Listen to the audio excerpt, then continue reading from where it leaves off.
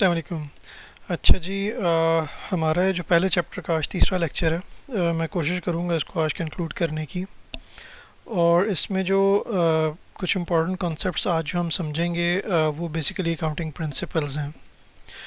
Accounting principles में मैंने आपको पिछले लेक्चर में भी जिक्र किया था कि बेसिकली जो किसी मुल्क के की ऑर्गेनाइजेशंस होती हैं जो कि बिजनेसेस को गवर्न कर रही होती हैं, या इंटरनेशनल ऑर्गेनाइजेशंस जैसे इंटरनेशनल अकाउंटिंग स्टैंडर्ड्स या इंटरनेशनल फाइनेंशियल रिपोर्टिंग स्टैंडर्ड्स हैं जो एक फेडरेशन ने सेट किए हुए हैं। उनकी कोशिश ये होती है कि वो स्टेक होल्डर्स के राइट को जितना सिक्योर कर सकें, प्रोटेक्ट कर सकें, वो उतना करें। इन राइट्स को सिक्योर करने के लिए होता क्या है कि कानून बनाए जाते हैं, और वो कानून या लॉज, रेगुलेशंस, पॉलिसीज़, प्रोसीजर्स वो इस किस्म के होते हैं कि यूनिफाइड हों अक्रॉस द ग्लोब। हमने उस दिन भी पढ़ा कि दुनिया आजकल ग्लोबल विलेज है। आप दुनिया के एक कोने में बैठ के दुनिया के दूसरे कोने में जो कंपनी है उसके साथ डील कर सकते हैं, शेयर्स की परचेजिंग हो सकती है, फाइनेंशियल ट्रांजैक्शंस उसके साथ हो सकती हैं।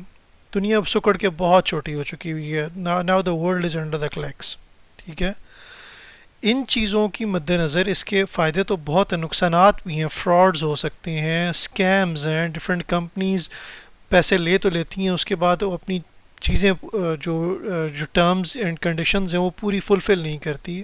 ठीक है, प्रोमिसेस पूरे नहीं करते, तो नुकसानात भी होते हैं। इन नुकसानात को मद्देनज़र रखते हुए जो इंटरनेशनल बॉडीज़ या किसी मुल्क के अंदर इन चीज़ों को रोकने के लिए वो कोशिश करते हैं कि कुछ कानून बनाए जाएं और वो स्टैंडर्डाइज हों। फ़ायदा उसका ये होता है कि यूनिफाइड चीज़ें होंगी। जैसे मैंने कहा जी कि एक मुल्क में बैठा हुआ दूसरे मुल्क के साथ कर रहा है, तो उसको ये बताने की ज़रूरत नहीं होगी कि जो बैलेंस शीट के अंदर एसेट के पार्ट में आपने क्या क्या चीज़ें शो की हुई हैं। रीडर को पता चल जाएगा कि जी ये इन्फॉर्मेशन यहाँ पे अवेलेबल है। तो अकाउंटिंग प्रिंसिपल उसी की एक कड़ी है। यानी आप जो अकाउंटिंग इन्फॉर्मेशन, जो भी फाइनेंशियल इन्फॉर्मेशन प्रेजेंट कर रहे होते हैं, वो इन अकाउंटिंग प्रिंसिपल्स की बेस पे कर रहे होते हैं। तो देखते हैं जी इसमें है क्या। मेनली इसमें दो चीज़ें आएंगी, एक अकाउंटिंग कॉन्सेप्ट्स हैं इन राइटर के मुताबिक, और एक अकाउंटिंग कन्वेंशंस हैं। ठीक है, अकाउंटिंग कॉन्सेप्ट्स क्या हैं जी? The term concepts includes the basic assumptions और conditions on which the science of accounting is based. यानी अकाउंटिंग की जो साइंस इन 8 कॉन्सेप्ट्स पे बेस कर रही है। ठीक है, वो कौन कौन से अभी देख भी लेते हैं। Separate entity concept, going concern, money measurement, cost, dual aspect, accounting period, matching और रियलाइजेशन। ये हमारे अकाउंटिंग कॉन्सेप्ट्स हैं। कन्वेंशन 4 हैं। कन्वेंशंस क्या हैं जी? कि इंक्लूड्स द कस्टम्स और traditions which guide the accountant while communicating the accounting information. यानी ये बिहेवियर्स हैं, ये आहिस्ता आहिस्ता लोगों ने चीज़ें फॉलो की, वो फॉलो करते करते वो ट्रेडिशन बन गई, रिवायत बन गई कि जी इन चीज़ों को ऐसे ही ट्रीट करना है। और ये जब देखा गया कि जी आहिस्ता आहिस्ता चीज़ें प्रोसीड हुई और उसी तरह होनी चाहिए, तब जाके ये मतलब ट्रेडिशंस बनी हैं। ठीक है, फ़र्क देख लें। कॉन्सेप्ट क्या है कि जी बेसिक अजम्पशंस हैं जिस पे पूरी अकाउंटिंग की साइंस बेस कर रही है, और कन्वेंशन, कस्टम और ट्रेडिशंस हैं। ठीक है, 4 किस्म की कन्वेंशंस हैं। कंजर्वेटिज्म, फुल डिस्क्लोजर, कंसिस्टेंसी और मटीरियलिटी। अच्छा, मैं इस वीडियो के डिस्क्रिप्शन में 2 लेक्चर्स को रेफ़र करूँगा जिसमें मैंने इंटरनेशनल अकाउंटिंग स्टैंडर्ड के तहत ये 3 कॉन्सेप्ट्स, गोइंग कंसर्न, कंसिस्टेंसी और मटीरियलिटी, यानी कॉन्सेप्ट्स में गोइंग कंसर्न और कन्वेंशंस में मटीरियलिटी और कंसिस्टेंसी, ये बहुत डिटेल से वहाँ पे बताए हुए हैं। आप ये 2 लेक्चर्स देखें। 2 वीडियोज़ हैं बेसिकली इंटरनेशनल अकाउंटिंग स्टैंडर्ड 1 पे। बहुत फ़ायदा होगा आपको, और ये तीनों कॉन्सेप्ट्स बहुत आराम से क्लियर हो जाएंगे। विद एग्जांपल मैंने वहाँ पे ये चीज़ वीडियो बनाई हुई है। अच्छा, उसके अलावा कॉन्सेप्ट्स में सेपरेट लीगल एंटिटी हमने पहले भी पढ़ लिया पहले लेक्चर में, और रिवाइज भी कर देता हूँ कि जी होता क्या है कि जी एक जो ऑर्गेनाइजेशन होती है वो as an separate legal entity consider की जाती है। वो केस कर भी सकती है और उस पर केस किया भी जा सकता है। तमाम एसेट्स और लायबिलिटीज़ उस एंटिटी के या उस बिज़नेस के नाम पे होते हैं। ये हमारा सेपरेट एंटिटी कॉन्सेप्ट हो गया। यहाँ पे बुक में भी इसकी छोटी सी एग्जांपल भी दी है जी. For example, a person invest 200,000 into business, it will deem that the owner has given the money to the business which will be shown as a liability in the books of business. यानी एक owner ने 2 लाख रुपए एक business में invest किए तो business की ये लाइबिलिटी है कि वो उसने उस ओनर को वापस करनी है. जब कंपनी खुदा न वास्ता लिक्विडेट हो जाती है, ख़त्म हो जाती है, इंसॉल्वेंट हो जाती है, तो जब कंपनी लिक्विडेट होगी तो सबसे पहले ये 2 लाख उस ओनर को जाएंगे, यानी उसका राइट है. कहने का मकसद ये कि ये 2 लाख बिजनेस के नाम पे हैं. लाइबिलिटीज़ का भी इसी तरह मतलब ये हिसाब किताब होता है. अच्छा, गोइंग कंसर्न जैसे मैंने कहा आप उस वीडियो में जाके देखें. तो दूसरा कॉन्सेप्ट है जी मनी मेजरमेंट कॉन्सेप्ट. बेसिकली हमने जैसे डेफिनेशन में पढ़ा था कि हम फाइनेंशियल ट्रांजैक्शंस को रिकॉर्ड करते हैं. जो हमारी अकाउंटिंग इंफॉर्मेशंस बेसिकली रिकॉर्ड होती हैं वो फाइनेंशियल इंफॉर्मेशंस होती हैं. In financial accounting a record is made only of information that can be expressed in monetary terms. In other words, no accounting is possible for an event or transaction which is not measurable in terms of money. For example, passing an examination, delivering lecture in a meeting, winning prizes. These are the events, no doubt, but since they are not measurable in terms of money, there is no question of their accounting. इसकी example बहुत अच्छी दी गई है. Example ये है कि जी, if a business owns 1500 kg of stock, one car, 1500 square feet of the building space, these amounts cannot be added to produce a meaningful total of what the business owns. However, if these items are expressed in monetary terms such as stock of 24,000, यानी stock अगर 1500 kg है तो आप उसको 1500 kg financial record करते हैं, लेकिन show इस तरह नहीं करते कि जी हमारे पास 1500 kg का स्टॉक है. वन कार, एक कार नहीं, हाँ, कार वर्थ ₹300,000 या 1500 square feet of the building और 500,000 उस बिल्डिंग की कॉस्ट है. तो इस तरह मॉनेटरी मेजरिंग कॉन्सेप्ट में ये चीज़ आ जाती है. दूसरा जी cost concept. The concept is closely related to going concern concept. According to this concept an asset is ordinarily entered on accounting record at the price paid to acquire and this cost is basis for the subsequent accounting for the asset. यानी जो किसी asset की amount पे करते हैं आप. Example उन्होंने क्या दी हुई है, if a business buys a building of 5,500,000, the assets would be recorded in the books as 500,000 even if the market value is 550,000. In case a year later the market values of an asset comes to 450, it ordinarily comes down to be shown at the 500 and not the 450. For example, 5 lakh का एक की building purchase की थी, उसकी value 550 भी है तो record 5 lakh पे ही होगा. या बाद में आके वो अगर डिक्रीज़ भी हो जाती है, वाइस वर्सा भी हो सकता है, कम भी है, लेकिन जो आपने अमाउंट परचेज की हुई है उसी पे रिकॉर्ड कर रहे हैं. एक कॉस्ट कंसेप्ट है. The cost concept does not mean that the assets will always be shown at cost. It also has been stated above the cost becomes the basis for all future accounting for the asset. It means that assets are recorded at the cost at the time of purchase, but it may be systematically be reduced in the value by charging the depreciation. अच्छा, इसका मतलब ये नहीं है कि जो आपने asset purchase किया है वो उसी प्राइस पे ही रहेगा. उसकी प्राइस डिक्रीज़ होती रहेगी डेप्रिसिएशन की वजह से. आगे आके हम डेप्रिसिएशन का भी एक पूरा का पूरा मैकेनिज्म पढ़ेंगे. डेप्रिसिएशन के अलावा कई दफ़ा एसेट्स रीवैल्यू भी हो जाते हैं. रीवैल्यूएशन का कॉन्सेप्ट भी अकाउंटिंग में दे दिया गया है कि एक एसेट के ऊपर थोड़ा सा आपने खर्चा करके किसी भी रीज़न की वजह से उसकी रीवैल्यूएशन हो चुकी हुई है, तो वो जो रीवैल्यूड अमाउंट है वो भी हम शो कर सकते हैं, लेकिन इसका प्रॉपर डिस्क्लोजर होगा. अच्छा जी, डुअल एस्पेक्ट ऑफ कॉन्सेप्ट, ये बहुत इंपॉर्टेंट एक कॉन्सेप्ट है. डुअल एंट्री कॉन्सेप्ट भी इसको कह सकते हैं, डुअल एस्पेक्ट भी है. यहाँ पे तो राइटर ने स्पेसिफाई किया हुआ है बेसिकली बैलेंस शीट से रिलेटेड कि जो भी the economic resources of entity are called assets. हमने पढ़ा था डेफिनेशन में. The claims of the various parties against these assets are called equities. यानी the claims of various parties against these assets are called equities. यानी इन assets के अगेंस्ट जो क्लेम्स जिन पार्टीज़ के होते हैं वो इक्विटी कहलाते हैं. ठीक है. बैलेंस शीट में अगर हम देखें तो assets is equal to liabilities plus owner equity. यानी इस इक्विटी के अंदर ओनर ख़ुद भी अमाउंट एक इंजेक्ट करता है बिजनेस के लिए, या समटाइम्स आप आउटसाइडर पार्टीज से भी. ये इनसाइडर जो आपके स्टेक होल्डर्स होते हैं और ये आउटसाइडर्स.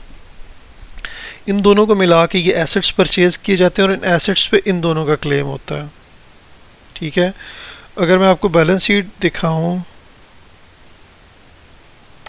ये बैलेंस शीट है, एसेट साइड है, ये लायबिलिटी साइड है, दो साइड्स हैं इसकी। इधर आके देखें तो ये देखें ये बराबर आ गए। Balance sheet 294,325, 294,325।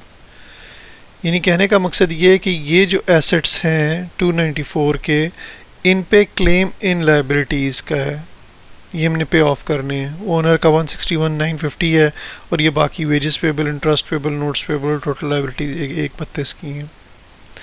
इन लायबिलिटीज़ के, इन एसेट्स के ऊपर इन लायबिलिटीज़ का क्लेम है और ये ज़ाहिर सी बात लायबिलिटीज़ किसी पार्टीज़ की हैं।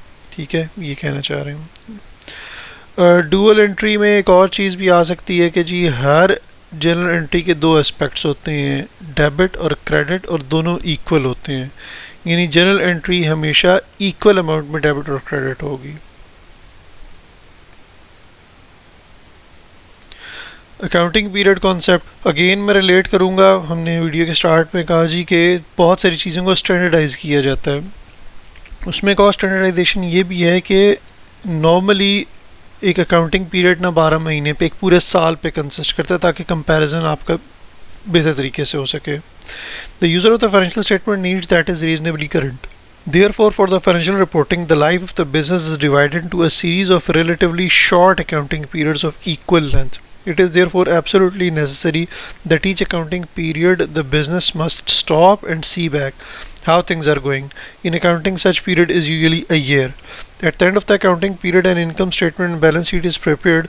The income statement discloses the profit and loss made by the business, while the balance sheet shows the financial position as on the last day of accounting period. अच्छा, वो कह रहे हैं जी कि आपने बेसिकली जो एक series of short accounting period है, ठीक है, उसमें अपनी बिजनेस की इंफॉर्मेशन शो करनी है। इसके दो फ़ायदे हैं, एक तो users of the financial statements, ठीक है, उनके लिए। दूसरा जो मैनेजमेंट है वो भी अपने आप को देख सकती है, एनालाइज कर सकती है कि जी हम हर अकाउंटिंग पीरियड में कितना अर्न कर रहे हैं और हम किस पोजीशन पे हैं। यहाँ पे बात करते हैं कि जो प्रॉफिट एंड लॉस है वो बताती है कि आपने अर्न कितना किया, और बैलेंस शीट आपकी हेल्थ ऑफ द ऑर्गेनाइजेशन के बारे में बात करती है कि जी आप की बेसिकली उस बिज़नेस की हेल्थ कितनी है, एसेट्स कितने और लायबिलिटीज़ कितनी हैं।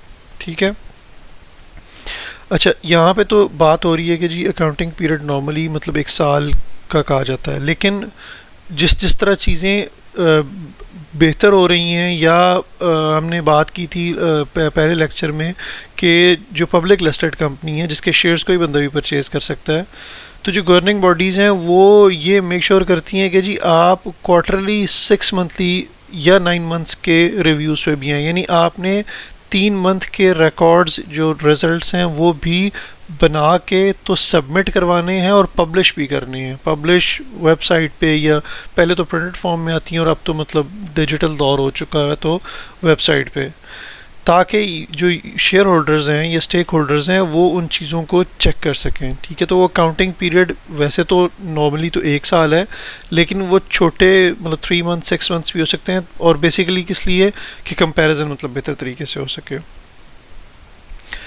Matching concept, the significant relationship exist between the revenue and the expenses. यानी प्रॉफिट एंड लॉस के अंदर, प्रॉफिट लॉस स्टेटमेंट होती है, उसके अंदर रेवेन्यू और एक्सपेंसेस का रिलेशनशिप एग्जिस्ट करता है। Expenses are incurred for the purpose of producing revenue. In measuring the income for a period, revenue should be offset by all the expenses incurred in the period that revenue. यानी जो revenue, हम इसकी example में इस तरह आपको दूंगा कि फॉर एग्जांपल ईयर 2021 में जो रेवेन्यू अर्न किया है, इस रेवेन्यू को अर्न करने के लिए जो भी एक्सपेंसेस 2021 में किए गए हैं उन दोनों को ऑफसेट होना है। मतलब ये रेवेन्यू फॉर एग्जांपल 10,000 का, तो आपने अर्न किया है 2000। हम अगेन इसको पढ़ते हैं। Expenses are incurred for the purpose of producing revenue, यानी हमने ये एक्सपेंस इनकर किया है इस रेवेन्यू को अर्न करने के लिए। नेट इनकम, ये मैंने नेट इनकम मेजर की है क्योंकि आमदन थी 10,000, खर्चा था 8,000, तो 2,000 मैंने मेरा प्रॉफिट है, मुनाफा। इन measuring the income for a period, revenue should be offset by all the expenses incurred in producing that revenue। ये 10,000 प्रोड्यूस करने के लिए जो भी खर्चा होगा वो मैं रिकॉर्ड करूँगा।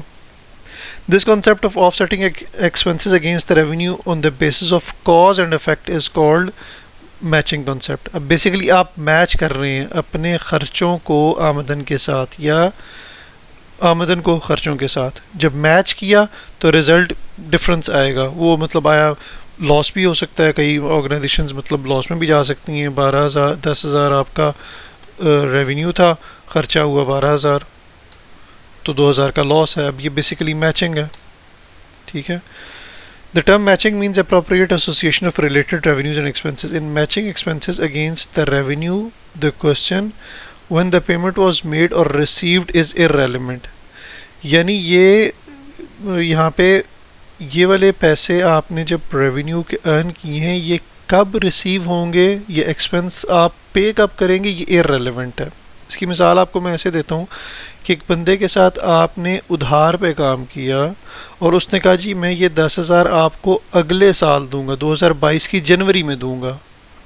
तो ये नहीं है कि आप जब रेवेन्यू रिसीव करेंगे, कैश रिसीव करेंगे तो अब रिकॉर्ड करेंगे, यानी कि the transaction will be recorded when it's incurred.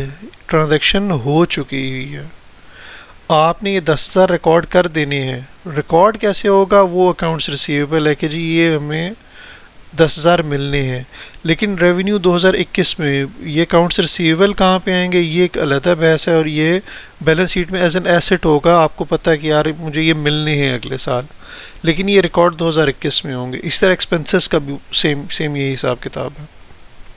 अब एग्जांपल देखें। For example if salesman is paid commission in January 2001 for the sales made by him in December 2000, according to the concept commission expense should be offset against the sales of December because the expense is incurred for producing revenue in the December। मैंने income की मिसाल दी, sales की, इधर मिसाल है commission की कि दिसंबर 2020 का कमीशन है, कमीशन एक्सपेंस, और उसको मिलेगा जनवरी 2021 में, ठीक है। तो ये जो कमीशन है ये रिकॉर्ड होगा 2020 में। क्यों? क्योंकि ये जो सेल्स थी ये 2020 से रिलेट करती थी, तो ये एक्सपेंस 2020 से रिलेटेड है। उसका मैंने कहा ना, हमने पिछले उसमें पढ़ा डबल एंट्री जो एस्पेक्ट है, डुअल एस्पेक्ट में एक एस्पेक्ट रिकॉर्ड कर देगा आपको इस साल को हिट करेगा और दूसरा अगले साल। मतलब अगर मैं कमीशन की बात करूं तो इसकी एंट्री हम होगी commission expense to commission payable. ये वाला जो एस्पेक्ट है ये आपके इस साल को हिट कर देगा प्रॉफिट एंड लॉस में एक्सपेंस, और ये जो है ये बैलेंस शीट में चला जाएगा। ये अभी थोड़ा सा आपको शायद मुश्किल लगे जनरल एंट्री, और नेक्स्ट लेक्चर में मोस्ट प्रॉब्ली हम जनरल एंट्रीज करना भी हो सकता है। इस लेक्चर के आखिर में ही मैं आपको कुछ जनरल एंट्रीज करके भी दिखाऊँ जी कि जनरल एंट्रीज करते कैसे हैं, तो आपको ये चीज़ क्लियर हो जाएगी। रियलाइजेशन कॉन्सेप्ट है जी। Accounting on this concept, revenue should be recognise at the time when the goods are sold और सर्विसेज आर रेंडर्ड। यानी जो आपका रेवेन्यू है, रियलाइजेशन मतलब ये रेवेन्यू से रिलेटेड है। Revenue should be recognise at the time when the goods are sold और सर्विसेज आर रेंडर्ड, यानी जब आप सर्विसेज अपनी प्रोवाइड कर देंगे, ये चीज़ें सेल कर देंगे, ठीक है, उस टाइम पे रेवेन्यू रिकॉर्ड करना है। Sale is considered to be made at the point when the property in goods passes to the buyer and become legally liable to pay. The following example will be help to understand this point. Mr. A places an order to Mr. B for supply of certain goods. Mr. B sends the goods to Mr. A 15 days after he received the order, and Mr. A makes payment 10 days after the receipt of the goods. In this case, sale will be presumed to have been made at the time the receipt of the order of the goods or receipt of the payment, but at the time when goods are delivered to Mr. A। ठीक है, example उसने दी कि जी mister A ने order place किया mister B को, mister A sent goods 15 days after he has received the order. जब उसने order receive किया उसके 15 दिन बाद उसने चीज़ें भेजी, and mister A makes the payment 10 days after, और पेमेंट उसके भी 10 दिन बाद है. In this case, the sale will be presumed to have been made not at the time of receipt of order or receipt of payment, but at the time goods are delivered to Mr. A. जब उसको deliver किए हैं, for example 1 जनवरी को order भेज दिया, उसको receive हुआ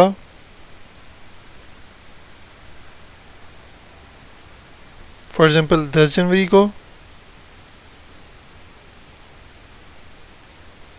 और 10 जनवरी के 15 दिन बाद उसने भिजवाया 25 जनवरी, और पेमेंट उसने की 4 या 5 फरवरी को. तो सेल्स जो रिकॉर्ड होंगी उसने 10 जनवरी को भिजवा दी थी, ठीक है. Send goods 15 days after he has received the order, sorry 25 जनवरी को, 25 को. बेसिकली इसमें एक छोटा सा इम्पोर्टेंट कॉन्सेप्ट ये है कि जब चीज़ें भिजवा दी जाती हैं तो ज़ाहिर सी बात है एक डॉक्यूमेंट बनता है. ओनरशिप जो गुड्स की है वो ट्रांसफ़र हो जाती है दूसरी पार्टी को. तो एक स्टैंडर्ड भी इस पे, इंटरनेशनल अकाउंटिंग स्टैंडर्ड 15 भी है, जिस पे कुछ सर्टेन चेक्स भी हैं, रिक्वायरमेंट्स भी हैं कि रेवेन्यू कब रिकग्नाइज़ किया जाता है. उसमें एक चीज़ ये भी है कि जहाँ पे आप उसका ओनरशिप, टाइटलशिप या रिस्क एंड रिवॉर्ड की सारी चीज़ें ट्रांसफ़र हो जाएं दूसरी पार्टी को, तो रेवेन्यू रिकग्नाइज़ हो जाएगा. अब यहाँ पे देखें उसने पेमेंट तो 10 दिन बाद कर रहा है, लेकिन ये कि रेवेन्यू आपने रिकग्नाइज़ कर दें जिस दिन आपने उसकी ओनरशिप ट्रांसफ़र कर दी हुई है. अच्छा, यहाँ पे आके हमारे जो बेसिकली कॉन्सेप्ट्स हैं वो ख़त्म हो जाते हैं. कन्वेंशंस की बात करते हैं. According to the convention, accounts follow the rule anticipate no profit but provide for all possible losses while recording business transactions. In other words, accountant follow the policy of playing safe. One account of this convention is inventory is valued at the cost or market price, whichever is less. Similarly, a provision too is made for the possible bad and doubtful debts out of the current year profit. This concept affects principally the category of current assets. The convention of conservation has been criticized these days. For example, goes against the convention of full disclosure. It encourages the accountant to create secret reserves by creating excess provision, and the financial statements do not show a true and fair view. अच्छा, यहाँ पे एक बात ये की जाती है कि जी according to the convention follow the rule anticipate no profit but provide for all the possible losses. Writer ये कहना चाह रहा है जी कि आपने यहाँ पे, ज़ाहिर सी बात है नीचे उसने बात कर दी कि ये सिर्फ एसेट से रिलेटेड है, तो एसेट से रिलेटेड कई दफ़ा आपको कुछ लॉस भी होते हैं. एग्जांपल उसने दी रिसीवेबल्स, आप 1 लाख रुपए के आपके रिसीवेबल्स थे कि डिफरेंट पार्टी से. अब आपको पता है कि जी इसमें से आपको 2 या 3% नहीं मिलेंगे, तो आपने इस चीज़ को पहले ही एंटिसिपेट कर लेना है. या इन्वेंट्री की उसने मिसाल दी कि इन्वेंट्री आपने परचेज़ की फॉर एग्जांपल 100,000 की, मतलब 6 महीने बाद पता चला कि यार इसमें से अब इसकी प्राइस कम हो चुकी हुई है, तो जो हमारी रिकॉर्डिंग होती है इन्वेंट्री की वो लोअर ऑफ कॉस्ट और net realisable value. Net realisable value क्या है कि अगर मैं उस इन्वेंट्री को सेल कर दूं तो मुझे 1 लाख नहीं मिलेगा, मुझे हो सकता है 98,000 मिले. तो अकाउंटिंग जो कन्वेंशंस हैं, प्रिंसिपल्स हैं, वो ये कहते हैं कि आपने इन्वेंट्री को रिकॉर्ड करना है लोअर ऑफ कॉस्ट या नेट जो कि आपको रियलाइज़ होगी. यानी आपने 2,000 का लॉस एंटिसिपेट करके उसको रिकॉर्ड कर दिया. रिसीवेबल्स में इसी तरह है कि जी 1 लाख में से आपको 2,000 नहीं मिलने, तो आपने रिसीवेबल्स लिखने 1 लाख ही हैं, उधर आप प्रोविजन लिख देंगे कि जी ये मुझे शक है 2,000 मुझे नहीं मिलेंगे, ठीक है, और नेट रिसीवेबल्स मेरे पास 98,000 हैं. इसकी पॉजिटिव साइड तो ये है कि आपने एक अच्छी चीज़ शो कर दी कि यार मेरी जो हेल्थ है ना वो 1 लाख नहीं है 98,000 है. क्योंकि जब बहुत बड़े बिजनेसेस होते हैं उसमें जब ये फिगर्स मिलियंस या बिलियंस में जाती है तो उसमें प्रोविजन बहुत इफेक्ट करती है. तो user of the financial statement का डिसीजन इन फिगर्स को लेके चेंज हो सकता है, ठीक है. अच्छा, नेगेटिव चीज़ इसकी क्या हो सकती है कि जी आप प्ले कर सकते हैं, जिस तरह अकाउंटेंट्स सीक्रेट रिजर्व्स रख सकते हैं, प्रोविजन एक्सेस रख दी, डेप्रिसिएशन को इंक्रीज़ करके दिखा दिया. किस लिए दिखाया गया? ताकि ये कि आपके प्रॉफिट्स कम हो सकें और फिर इनकम टैक्स या इनकम टैक्स आप मतलब मेनली कम पे कर सकें। तो ये चीज़ नेगेटिवली क्रिटिसाइज भी होती है, लेकिन ज़ाहिर सी बात है जो ऑर्गेनाइजेशंस होती हैं, जो गवर्निंग बॉडीज़ हैं, वो स्टेप बाय स्टेप बेहतरी की तरफ जाती हैं और फिर ये कहते हैं कि जी आप जो अकाउंट्स रिसीवेबल्स या प्रोविजंस हैं उसको हर साल अपना रीचेक भी करेंगे, उस पर डिस्क्लोजर भी देंगे ताकि पता चले जी कि वो ट्रू एंड फेयर व्यू दे रहे हैं।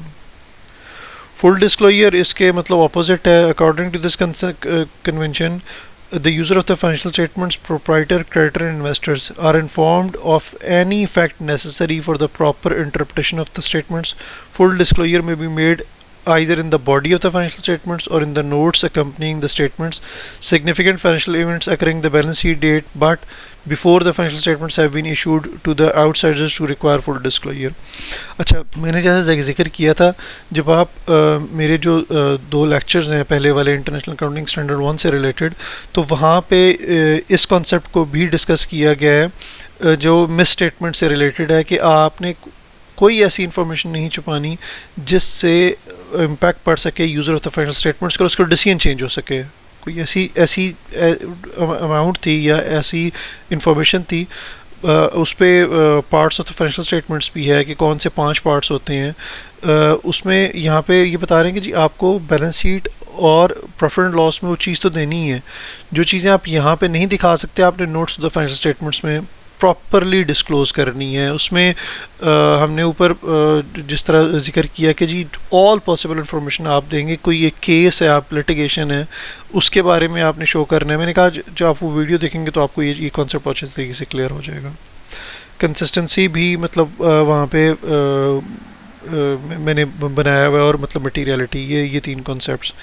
तो यहाँ पे हमारा मतलब पहला चैप्टर कंप्लीट हो चुका हुआ है। एक चीज़ जो मैं आपको मतलब दिखाना चाहूँगा बेसिकली जी, एक आध ट्रांजैक्शन मतलब हम देख लेते हैं जी कि जर्नल एंट्री मतलब होती क्या है, और रफली मैं आपको ना 2-3 स्टेप्स बताता हूँ। मैंने कहा था जी मैं आपको जनरल दिखाऊंगा, जनरल लेजर और ट्रायल बैलेंस प्रैक्टिकली। अच्छा, ये देखें जी, started financial planning service company by investing 1.5 lakh cash and office equipment of 50,000। अच्छा, लाजमी नहीं है कि जब आप बिज़नेस स्टार्ट करें तो आप सिर्फ कैश ही इन्वेस्ट करें, ठीक है।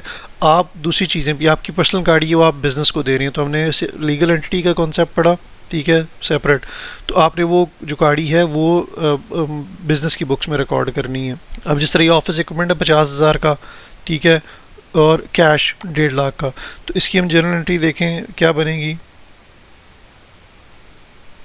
ऑफिस इक्विपमेंट डेबिट, अच्छा जनरल के यहाँ पे डेट, पर्टिकुलर्स, डेबिट और क्रेडिट, 4 कॉलम्स हो गए, दरमियान में 5वां भी होता है, लेकिन मैंने कहा कि अब डिजिटाइज आ गया दौर, पुराने में वो एक लेजर फोलियो का रेफरेंस होता था यहाँ पे, ठीक है, आप इसको LF कहते थे कि क्योंकि यहाँ ये जनरल है, यहाँ से उठ के ये सारे लेजर्स बने हुए हैं। इस लेजर में एक कॉलम होता था, यानी इसको क्रॉस रेफ़र किया जा सकता था, क्योंकि मैं भी आपको बताऊंगा कि ये एंट्री यहाँ से लेजर में जाएगी और इसको कैसे रिकॉर्ड करेंगे, तो उसका क्रॉस रेफरेंस होता था, क्योंकि वो लेजर जितने मतलब समटाइम्स पे ट्रांजैक्शंस बहुत ज़्यादा होती हैं, तो आपको उसको क्रॉस मैच करने के लिए दोनों एंट्रीज़ में एक कॉमन चीज़ होनी चाहिए ताकि आप उसको ढूंढ सकें। तो अब तो सिस्टम है, डिजिटाइज हो चुकी हैं सारी चीज़ें, तो आप एक एंट्री करते हैं तो आपको ढूंढना मसला नहीं होता। तो इसको अगर आप हम ना भी देखें तो कोई इतना इशू नहीं है। अच्छा, डेट सबसे पहले 1 सितंबर ये दी हुई है, क्या जी, डेबिट ऑफिस इक्विपमेंट और कैश, मतलब 1.5 लाख का कैश और 50,000 का ऑफिस इक्विपमेंट और कैपिटल। हमने बात की थी कि जी हम रिकॉर्ड करते हैं बेसिकली एसेट्स को अगेंस्ट लाइबिलिटी, यानी ये ओनर का 2 लाख का हक है इस ऑफिस इक्विपमेंट और कैश पे, ठीक है, मतलब 50,000 1.5 लाख। और इसकी छोटी सी हम नरेशन लिख लेते होते हैं कि invested cash and office equipment in the business, ठीक है, ये पहली जनरल एंट्री होगी हमारी। दूसरी, purchase 12,000 office equipment by cash.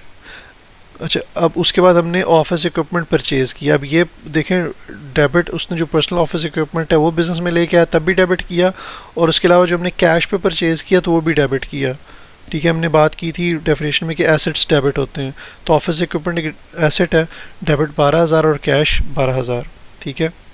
अब ये दो एंट्रीज़ कोई और परचेज ऑफिस इक्विपमेंट, इन दो एंट्रीज़ को ये हम आगे लेके जाते हैं, हम चेक करते हैं कि लेजर में कैसे किया और ट्रायल बैलेंस, और नेक्स्ट लेक्चर से पहले इस पूरे प्रोसेस को हम बड़े डिटेल से फॉलो करेंगे। अच्छा, अभी ऑफिस इक्विपमेंट कैश जो अब लेजर बनेगा वो कैसे बनेगा, अब 3 लेजर्स बनेंगे इसमें, ऑफिस इक्विपमेंट, कैश और कैपिटल। ऑफिस इक्विपमेंट और कैश हमने बात की थी कि जी लेजर्स क्या समराइजेशन है, यानी हम ऑफिस इक्विपमेंट की जनरल में से तमाम एंट्रीज एक जगह पे रिकॉर्ड करेंगे। तो ये देखें, ये ऑफिस इक्विपमेंट का लेजर है, left side debit, right side credit, date, particulars, amount, date, particulars और अमाउंट। अब देखें, ऑफिस इक्विपमेंट डेबिट है, ऑफिस इक्विपमेंट डेबिट है किसकी वजह से, कैपिटल की वजह से 50,000। ऑफिस इक्विपमेंट डेबिट है किसकी वजह से, कैश की वजह से 2 सितंबर। 2 सितंबर को ऑफिस इक्विपमेंट डेबिट है किसकी वजह से, कैश की वजह से, और अमाउंट कितनी है 12,000। टोटल 62,000, ये भी टोटल 62,000, तो बैलेंस आ गया 62,000।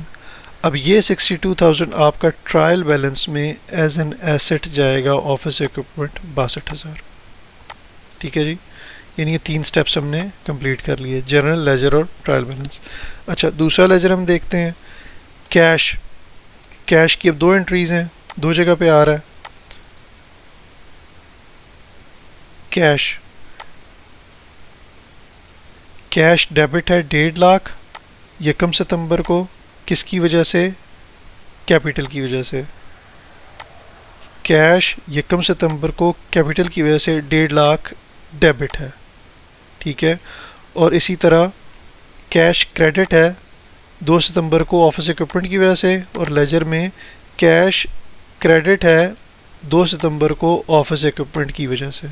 ठीक है, तो अभी हमने सिर्फ 2 एंट्रीज देखी हैं, तो यहाँ पे नीचे देखें और भी कैश आ रहा है। सिमिलरली सारा कैश इन जनरल एंट्रीज में जितना भी कैश है, ठीक है, drawings to cash, utility expense to cash, cash unearned, ये इस लेजर में आ जाएंगे।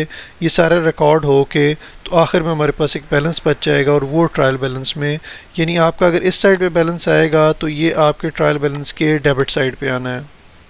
ठीक है, 1,58,000 हम देख भी लेते हैं।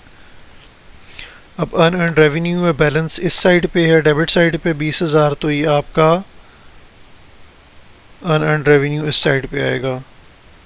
उसके बाद कैश का, ये बैंक का बैलेंस आपका इस साइड पे है 4,000 का, बैंक 4,400। उसके बाद कैपिटल का बैलेंस डेबिट साइड पे है 2 लाख का, कैपिटल का बैलेंस क्रेडिट साइड पे 2 लाख का। तो ये आखिर में हमारा ट्रायल बैलेंस मतलब बैलेंस हो जाएगा। उम्मीद है कुछ चीज़ें आपको क्लियर हो जाएंगी। ये नेक्स्ट लेक्चर में इंशाल्लाह पूरे का पूरा एक क्वेश्चन डिटेल से हम कोशिश करेंगे कि हम सिर्फ इसी को देखेंगे, आपको सारे कॉन्सेप्ट्स क्लियर हो जाएंगे। कोई भी क्वेश्चन है लाजमी पूछें और फीडबैक लाजमी दें। Thank you.